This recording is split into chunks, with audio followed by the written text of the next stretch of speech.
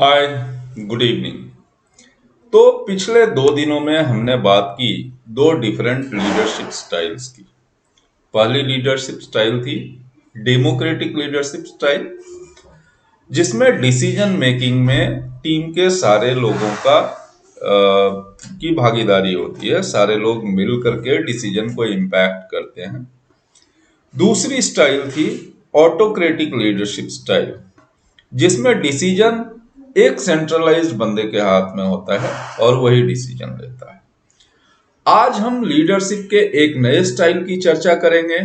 ये नया स्टाइल है let them do leadership style और डेलीगेटिव लीडरशिप स्टाइल।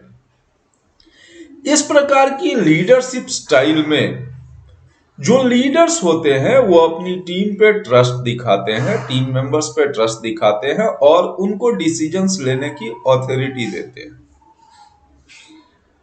तो रिसर्चेज में पाया गया है कि इस तरीके की लीडरशिप स्टाइल जो होती है वो जनरली सबसे कम प्रोडक्टिविटी वाली लीडरशिप स्टाइल होती है। अब इसके कैरेक्टरिस्टिक्स क्या क्या है, इस लीडरशिप स्टाइल में जनरली हम क्या देखते हैं? तो इसके जो मेन कैरेक्टरिस्टिक्स हैं, हैंड्स ऑफ अप्रोच होती है। जो लीडर होता है वो केवल गाइडिंग रोल में या ऑब्जर्वर रोल में होता है। जो ट्रेनिंग या support when and where required है वो लीडर्स की तरफ से आपको प्रोवाइड किया जाता है।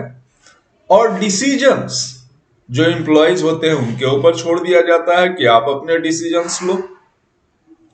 और जो अकाउंटेबिलिटी होती है उस डिसीजन की वो लीडर की होती है। हालांकि ये लेट देम डू या डेलीगेटिव लीडरशिप स्टाइल जो है ये कंप्लीटली एक हैंड्स ऑफ अप्रोच है। ले, लेकिन फिर भी बहुत सारे लीडर्स जो होते हैं वो हमेशा ग्रुप मेंबर्स के लिए कंसल्टेशन के लिए और फीडबैक के लिए अवेलेबल होते हैं। वो प्रोजेक्ट की स्टार्टिंग में आपको ब्रीफ कर सकते हैं, आपको डायरेक्शन देते हैं और उसके बाद ग्रुप मेंबर्स को छोड़ देते हैं कि भाई चलिए ठीक है, आप अपना काम कीजिए, आप इसको क्लोज कीजिए। जैसे अगर एग्जाम्पल देखें अलग अलग जगहों पे इसका अलग अलग फॉर्म होता है। जैसे स्कूल में अगर हम देखें तो स्कूल में इस तरीके की जो लीडरशिप स्टाइल होती है, जैसे टीचर स्कूल का जो होता है वो मोर ऑफ एन ऑब्जर्वर है, जबकि स्टूडेंट जो है अपनी मर्जी की काम करते हैं। यहाँ पे एक्सपेक्टेशन बहुत कम, एक्सपेक्टेशन और डिसिप्लिन क्लासरूम में उसकी उम्मीद बड़ी कम होती है। वर्क लेवल पे, वर्क फ्रंट पे अगर हम देखें तो वर्क फ्रंट पे क्या होता है कि जो लीडर या सुपरवाइजर है वो पीछे खड़े होकर आपका काम देख रहे हैं, आपको डिसीजन लेने दे रहे हैं, अपने लिए आप खुद से डेडलाइन सेट कर रहे हैं और वो आपको बिना मांगे बहुत ज्यादा फीडबैक भी नहीं देते। अब उसके बाद अगर हम देखें तो इसके कुछ फायदे भी होंगे, नुकसान भी होंगे। तो फायदे क्या क्या है, सबसे पहले देखते हैं इसके फायदे। तो इस तरीके की जो लीडरशिप स्टाइल होती है उसमें पर्सनल ग्रोथ का स्कोप ज्यादा होता है। चूंकि इंप्लॉइज के पास ज्यादा अथॉरिटी है, इंप्लॉइज पे लीडर्स ट्रस्ट दिखा रहे हैं, तो इस तरीके की जो लीडरशिप स्टाइल होती है वो एक ऐसा इन्वायरमेंट बनाती है जो कि लोगों को ग्रोथ और डेवलपमेंट का मौका प्रोवाइड करती है, उनको डिसीजन मेकर बनाती है। और जब ऑथोरिटी ऑफ टेकिंग, दूसरा पॉइंट जो है ऑथोरिटी ऑफ टेकिंग डिसीजन जब हमारे पास है, ठीक है, तो वहां पे क्या है कि इनोवेशन भी जो है वो आती है। जो टीम की इनोवेशन होती है उनको let them do it their way, तो उनको करने देते हैं। और तीसरा पॉइंट जो है इससे फास्टर डिसीजन मेकिंग होती है, क्योंकि कोई माइक्रो मैनेजमेंट तो है नहीं। तो इस लीडरशिप स्टाइल में इंप्लॉइज के पास अथॉरिटी होती है अपने डिसीजंस लेने के, तो डिसीजंस जो है वो क्विक होता है, उनको सप्ताह या महीनों तक कोई अप्रूवल प्रोसेस के लिए इंतजार नहीं करना पड़ता है। तो इस तरीके की जो लीडरशिप स्टाइल है वो जनरली उन सिचुएशंस में इफेक्टिव होती है जहां पे जो ग्रुप मेंबर्स होते हैं वो हाईली स्किल्ड होते हैं और अपने काम से संतुष्ट होते हैं, तब उनका डेडिकेशन और उनका जो स्किल सेट है दोनों मिलकर के उनको ज्यादा प्रोडक्टिव बनाता है।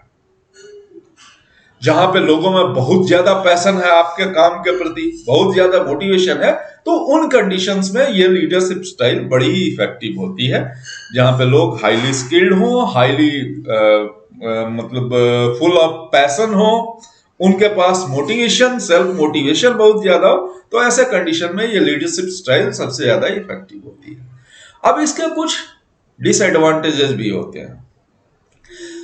जहां पे आपकी टीम के पास स्किल सेट कम है, आपकी टीम हाईली स्किल्ड नहीं है, तो वहां पे आपके डिसीजंस गलत जा सकते हैं। अगर आपकी टीम का मोरल हाई नहीं है, if they are not motivated enough, तो उनके पास पैशन नहीं है उस काम को लेकर के, वो जो कर रहे हैं उसको लेकर के, तो उनका डेडिकेशन लेवल कम होता है, जो इंपैक्ट करता है उनकी स्पीड को। उनकी डेडलाइंस कभी मीट होगी, कभी नहीं मीट होगी, तो डेडलाइंस मिस होने के भी चांसेस रहेंगे।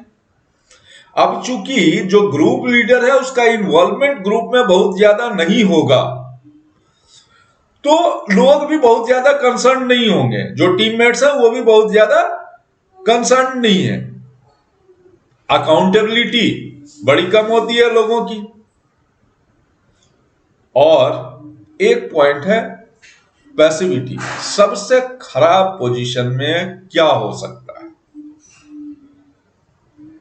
जब कुछ खराब चला जा रहा है और तब भी अगर उस कंडीशन में लीडर्स की इन्वॉल्वमेंट नहीं होती, लीडर्स वहां गाइड और सपोर्ट करने के लिए इस लीडरशिप स्टाइल में नहीं होते, तो डिसीजन कंप्लीटली गलत जा सकता है और बिजनेस को इंपैक्ट कर सकता है। अगर टीम मेंबर्स जो प्रोसेस है या जो काम करना है, जो विजन है, उसको लेकर के बहुत ज्यादा क्लियर नहीं है, तो ऐसी लीडरशिप स्टाइल को किनारे करना ज्यादा अच्छा है। और वहां पे उम्मीद होती है जो लीडर्स होते हैं उनसे कि ये जो डेलीगेशन है उस डेलीगेशन को छोड़ करके इसका चार्ज अपने हाथों में ले, मैक्सिमम सुपरविजन और फीडबैक्स प्रोवाइड करके उस काम को कंप्लीट करवाएं। तो ये थी हमारी लेट देम डू या डेलीगेटिव लीडरशिप स्टाइल, जिसके फायदे और नुकसान सब कुछ हमने डिस्कस किए। अगले भाग में हम अगली लीडरशिप स्टाइल के बारे में बात करेंगे। तब तक के लिए गुड नाइट। अगर आपको कंटेंट अच्छा लगा हो, कंटेंट को लाइक करें, अपने फीडबैक्स कमेंट सेक्शन के थ्रू शेयर करें, ज्यादा से ज्यादा लोगों तक पहुंचाने के लिए वीडियो को शेयर करें, और मेरे मोटिवेशन के लिए चैनल को सब्सक्राइब करें। धन्यवाद।